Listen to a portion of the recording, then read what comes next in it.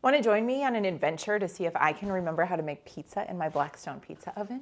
Let's see how it goes. All right, I'm gonna be really honest with you guys. It's been a really long time since I've used this pizza oven. So today is the day that we're gonna try it. And this might be a huge embarrassment caught on camera, or it might work. I'm not really sure. So I only have one pizza crust. I found this pizza crust at Trader Joe's and it's seasoned. It smells really good. I kind of like when pizza crust has a little like flavor. All right, so this is the flour that I put down when I make pizzas. When I make pizzas. It's like I said, it's been a while. But this is semolina flour. Apparently it's less likely, it doesn't burn the same way as regular flour. I got this dough to room temperature, so then it's a little more pliable. Wood pizza topping automatically ruins a pizza for you when you make a pizza. And please don't say pineapple because I love pineapple. All right, we're just gonna see it. You guys, I am not a pizza pro.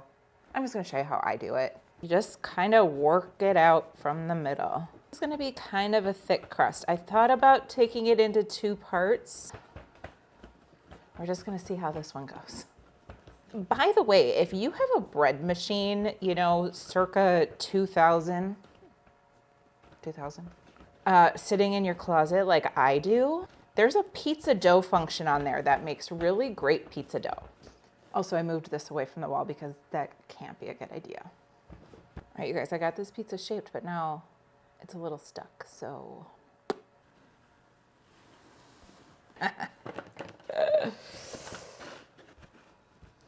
See, but now if I push it down too hard on the peel, it's just gonna stick to that instead. If you poke holes in your pizza crust, you're less likely to get too many big giant air bubbles in it.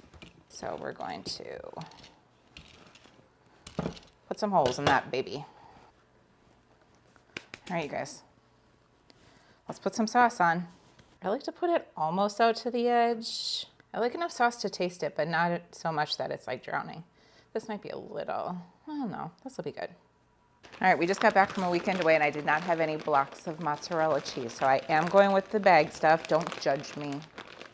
I know everybody wants to tell you that the freshly shredded stuff is best, and that is true. We all know that, but I mean, we don't always have time for that, All right, this pizza is for the boys, and they like the meats on the pizza, so we're doing some cooked bacon, and then we're doing mini pepperonis, not the package though. Skip that part. I really hope this turns out. I'm gonna sprinkle a little Italian seasoning on top because I like to do that, but I don't usually use flavored crust, so I'm not gonna do too much. Okay, are we ready? Is it gonna come off? I don't know. Here we go.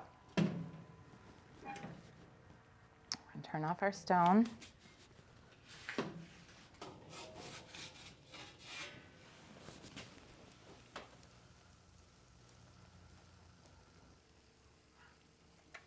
All right, let's pull this thing out.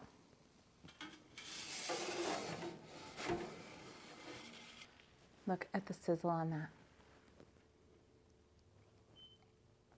That looks amazing.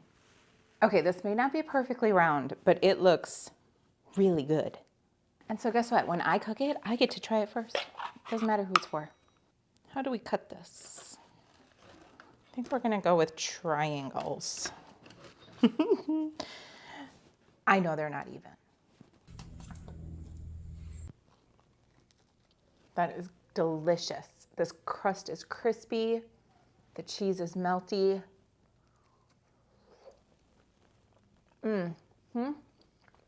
By the way, this crust is delicious. So if you shop at Trader Joe's, you have to try this. I'd say this was pretty successful. I think I could let it cook just a little bit longer just to get it extra crispy.